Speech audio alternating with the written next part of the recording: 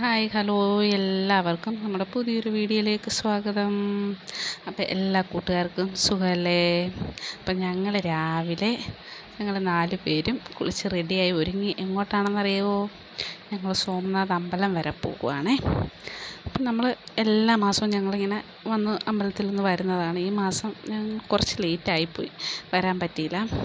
4 പേരും ഒരുമിച്ച് ഞങ്ങൾ 3 റെഡിയാണെങ്കിൽ മൂത്ത മോനെ കിട്ടില്ല, അവൻ സ്കൂളിൽ പോകുന്ന ഇതല്ലേ. അപ്പോൾ ഇന്ന് എല്ലാവരും ഉണ്ടായിരുന്നു. അതനുസരിച്ച് ഞങ്ങളെല്ലാവരും കൂടെ അമ്പലത്തിൽ വന്നതാണേ രാവിലെ.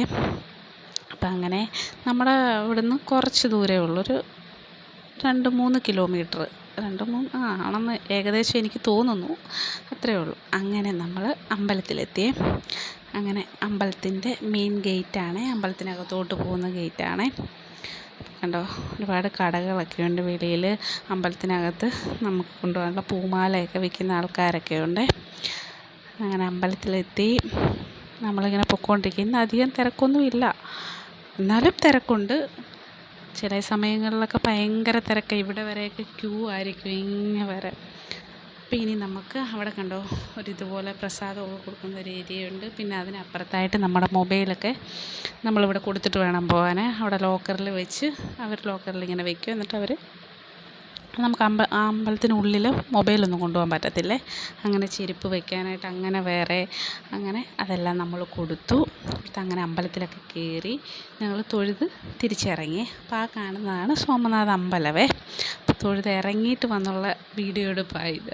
നമ്മൾ മൊബൈൽ കൊടുത്തിട്ടാണല്ലോ നമ്മൾ അകത്ത് പോയത്. അപ്പോൾ അതൊക്കെ കഴിഞ്ഞ് വന്നുള്ളതാണ്. കണ്ടോ, ഇതൊക്കെ അപ്പം ശിവരാത്രിയൊക്കെ അല്ലേ, അപ്പോൾ അതിൻ്റെയൊക്കെ ഒരുക്കങ്ങൾ നടക്കുവാണ്. പിന്നെ നല്ല വെയിലാണേ.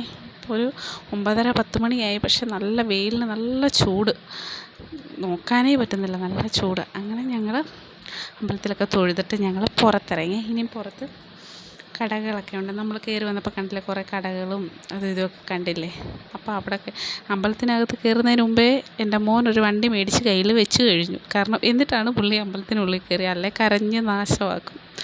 അങ്ങനെ ഒരു ഓട്ടോയൊക്കെ മേടിച്ചു കയ്യിൽ വെച്ചുകൊണ്ടാണ് എൻ്റെ വാവയകത്ത് ഞങ്ങളൊപ്പം വന്നത്. അപ്പോൾ ഇതാണ് സോമനാഥ് അമ്പലം. രാവിലെ നമ്മൾ കഴിക്കാതെയൊക്കെയാണ് ഇറങ്ങിയത്. അപ്പോൾ വിശപ്പൊക്കെ തുടങ്ങിയിട്ടുണ്ട്.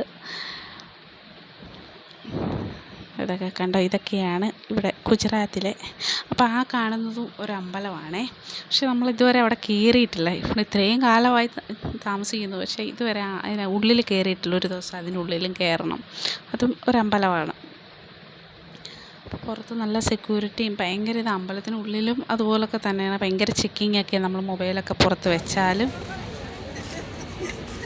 നല്ല ചെക്കിങ്ങൊക്കെയാണ് അമ്പലത്തിനുള്ളിലെ.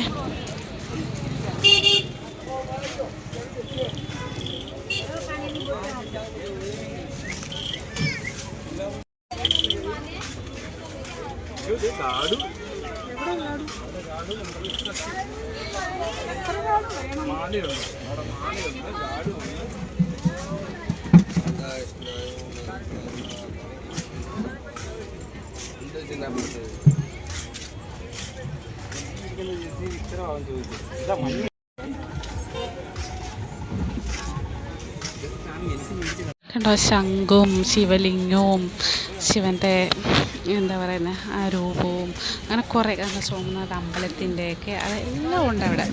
അപ്പോൾ എന്നും ഒരു മലയാളികളാണെങ്കിലും എന്താ പറയുക, നമ്മളെപ്പോൾ ചെന്നാലും മലയാളീസും എന്താ പറയുക ആന്ധ്രാക്കാരും ഒരു ഒക്കെ കാണുമേ. ഇപ്പോഴും പുറത്തുനിന്നൊക്കെ ഇഷ്ടം പോലെ ആൾക്കാർ വരാറുണ്ട്. പണ്ടത്തെ റോഡ് ഓർമ്മയുണ്ടോ?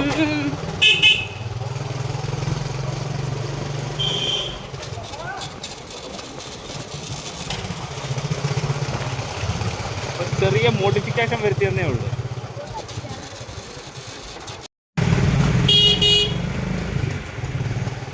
അടുത്ത് വരച്ച നമ്മളിപ്പോൾ പോകുന്നത് ഈ അമ്പലത്തിൻ്റെ പുറവശമാണ്. പണ്ട് ഇതൊക്കെ ഓപ്പണായിട്ട് കിടന്നത്, ഇപ്പോൾ അമ്പലക്കാരതൊക്കെ കെട്ടിയടച്ചെടുത്ത്. അപ്പോൾ അത് ശരിക്കും കാണാനാണ്. ഇതാണ് അമ്പലത്തിൻ്റെ ബാക്കി വശമേ.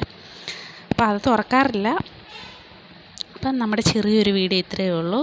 അടുത്ത വീഡിയോ വരും വരെ ടാറ്റാ.